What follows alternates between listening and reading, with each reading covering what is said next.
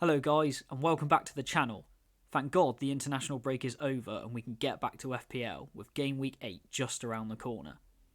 We're going to take a look at some of the potential plans I have going into the deadline regarding transfers and what my team could look like for Game Week 8. First of all, let's get back into things and get this video to 10 likes. And as usual guys, let's start with our Game Week 7 roundup, even though it feels like an age ago. A really positive game week. I got 66 points overall, leaving me with a total of 475 for the season. I got a rank of 176k, and at one point we were even in the top 100k. A huge green arrow from my old rank of 550k, with a game week rank of 629,000. It was another disappointing one from the Arsenal defence. They let in a goal against Southampton, meaning Raya and Gabriel both only got 2 points. It wasn't all bad in defence though. Trent kept a clean sheet against Crystal Palace and picked up 2 bonus points, and Rico Lewis got an assist in Man City's game against Fulham. Moving on to the midfield, and this is the reason why I did so well this game week. I chose to go with Saka as my captain, as they were playing Southampton, who are comfortably the worst team in the league in my opinion. It's always a risk to go against somebody like Haaland as your captain, because he's just got such high ownership. But this just seemed very low risk and a great opportunity. And boy did Saka repay my faith. He hauled and was involved in all 3 Arsenal goals, assisting 2 and scoring 1. The large rank rise was also helped in the fact that players like Haaland and Salah both blanked, and Cole Palmer only got an assist. So I'm fully aware that I got slightly lucky, but as I always say, it's a game where you have to take calculated risks. And this just seemed like a week where you should take one. Rodgers blanked in a pretty disappointing Villa performance against Man United, and despite playing Leicester, Semenyo also blanked in their 1-0 loss. But the other positive in the team, and the person who's becoming one of the most consistent players, was Brian Mbeumo. He scored an 8-goal thriller against Wolves. The only thing I can say about this is that Brentford scored 5 goals and he was only involved in one of them. But I shouldn't moan about an 8-pointer. Diaz was my final midfielder, and he came on for a 1-pointer. I saw the Liverpool leaks before the deadline about him not starting, so I didn't really want him in my team. I only had 1 free transfer, and if I'd have used it to take Diaz out, it would have been to the detriment of my future plans, as I want to get Cole Palmer in. Make sure you stick around to see my transfer plans on how I plan to get him in, and if you're enjoying the content so far, why not hit that like button and subscribe to the channel? The final 2 players in my Game Week 17 were Haaland and Watkins. And to be honest, probably because of the Saka points, I'm not actually too mad they both blanked. 1, I'm unfortunately a Man United fan, so I'm pretty glad Watkins didn't score against us. And 2, despite having him in my team, if Haaland isn't your captain and he gets points, because of effective ownership, you'll actually lose rank. Now, moving on to some of my transfer plans for Game Week 8. And I've already spoken about who I want to get in, and that's Cole Palmer. Despite his next game being against Liverpool, who have the best defence in the league, this is obviously more of a long-term pick. After Liverpool, he's got Newcastle and Man United, which aren't particularly difficult fixtures at the moment. Then one more tougher game against Arsenal in Game Week 11 before a fixture swing in Game Week 12. He is the kind of player, though, that I think you can jump on before fixture swings because he's proven he can haul against anyone in the league.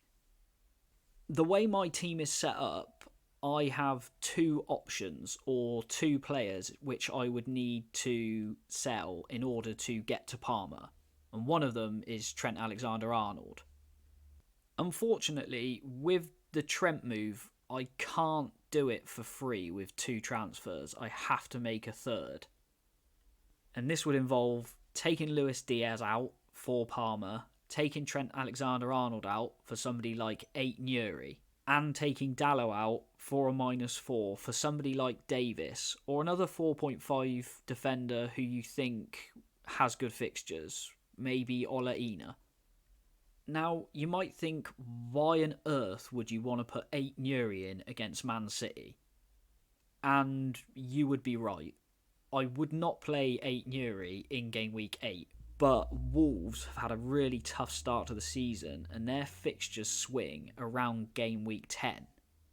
If you've watched Wolves at all this season, you will know that 8 Nuri is a defender that essentially plays at left wing, and he's always popping up in the box. The other option I have is to use Ollie Watkins. This is the option I'm leaning more towards, as I don't have to take a hit, and I would really like to keep Trent. I know Liverpool have a tough fixture run coming up, but Trent's data this season is brilliant. He's only had 1 attacking return so far, but looking at the data, that should be 2, 3, possibly even 4. The Watkins route would mean that, again, I was taking Luis Diaz out, putting Palmer in, but taking Watkins out and putting somebody like Dominic Calvert-Lewin in. The original plan was to go Chris Wood instead of Dominic Calvert-Lewin, but I no longer have the funds for that because of Diaz's fall in price over the international break. I didn't want to jump on the transfers too early just in case of some freak injuries or anything like that. And I knew I had other options. Don't get me wrong, I think Wood is a slightly better choice than Dominic Calvert-Lewin, but I am happy that I waited for more information. Let me know in the comments down below if you pulled the trigger on transfers really early in the international break, or you waited like me. Another budget option to go for instead of Calvert-Lewin would be Liam Delap. He's even cheaper than Calvert-Lewin at 5.7, and he scored 2 games in a row. Now, I kind of want to throw in a bit of a curveball and show you one of my differential options that I might go for if I'm feeling brave enough. And that is to hold off the Palmer transfer for 1 more week because they're playing Liverpool and put Phil Foden in. Now, this is a huge risk because of his playing time this season. He's only started 1 game this season, which happened to be the last one. But the upside of owning him for the next 3 fixtures, Wolves, Southampton and Bournemouth, at less than 6% owned, could be massive. FPL is a game of timings. You want players in when they're performing, before there's a kind of hype train. And this could quite possibly be one of them. It could also backfire massively and Pep might not play him, but that's the risk you've got to take.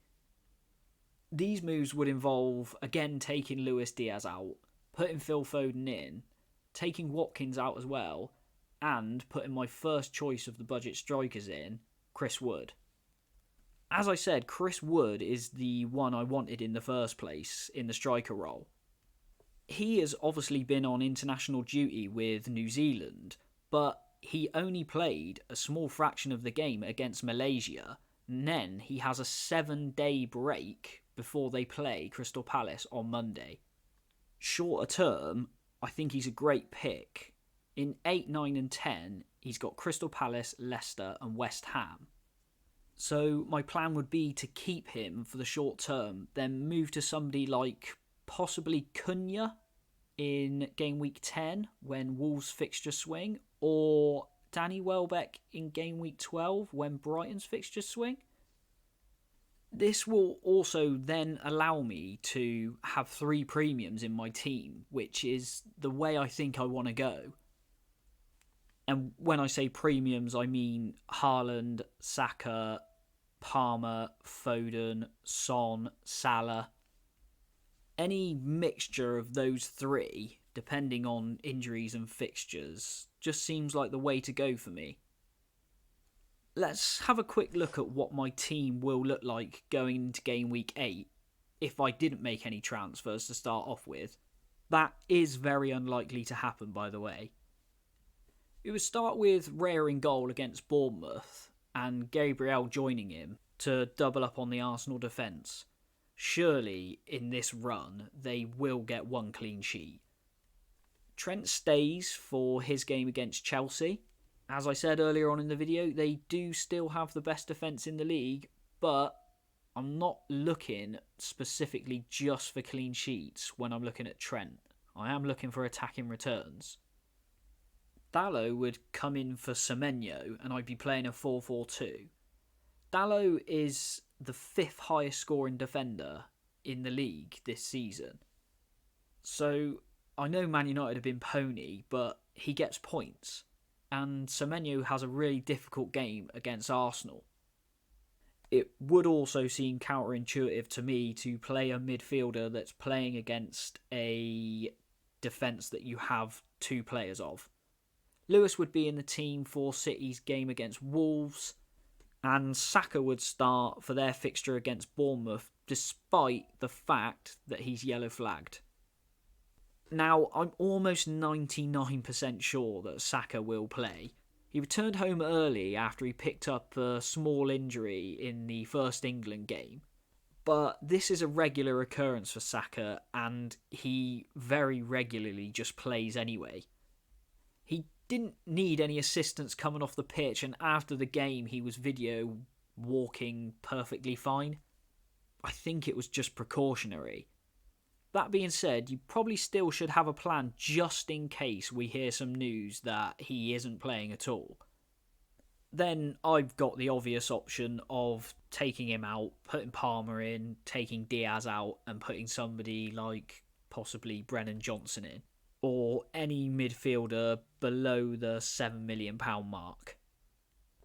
To make up the midfield, Rodgers would play against Fulham, and Mbeumo would be in for his game against Man United, and this is very unlikely to happen, but Diaz would be in my team against Chelsea. Haaland and Watkins would stay up top, Haaland playing Wolves and Watkins playing Fulham. Now, like I said, I'm pretty dead certain on selling Diaz. So the team lineup, if I went with my first option of transfer plans, would be Raya in goal, Gabriel, Lewis and Leif Davis, with Ait-Nouri and Vandenberg on the bench. The midfield would then be Saka, Rodgers, Mbeumo, Palmer, and Semenyo would have to play against Arsenal.